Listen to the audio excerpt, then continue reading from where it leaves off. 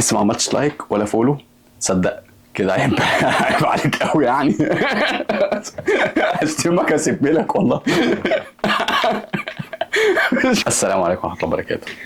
يا جماعه احنا بنطلب منكم الدعم والمشاركه واللايك والسبسكرايب والحاجات الحلوه دي اللي احنا عارفينها، ما تبخلش علينا بيها. فبعد اذنكم اللايك الجميل بتاعكم والاشتراك. عايزين نبدا بالدوري المصري باذن الله. الدوري هيبدا يوم 21 اغسطس وهتنتهي المرحله الاولى يوم 20 فبراير. اما بالنسبه للمرحله الثانيه هتبدا يوم 8 مارس وباذن الله هتنتهي وينتهي معها الدوري يوم 28 مايو. اما بالنسبه للمباريات الافتتاحيه هتبقى الزمالك يوم 21 اول يوم في الدوري هيبقى الزمالك والاتحاد السكندري هيبقى يوم 21/8. اما يوم 22/8 هيبقى بيراميدز وغزل المحل. اما يوم 23/8 هيبقى الاهلي هيواجه الشرقيه انبي. وهنرجع هنا للاتحاد المصري تاني. تم التنسيق مع الاستاذ احمد دياب والكابتن حسام حسن مدير الفني للمنتخب الوطني بان مفيش اي تاجيل للانديه المشاركه في البطولات الافريقيه الا اللي هيلعب بفارق 3 ايام. يعني اللي هيبقى في مصر هيلعب مباراه النهارده هياخد 3 ايام وبعد كده هيبدا يشارك في البطولات الدوليه مع المنتخب. اما اللي هيلعب خارج البلاد هيبدا بفارق 4 ايام للمشاركه مع المنتخب. والسلام عليكم ورحمه الله وبركاته.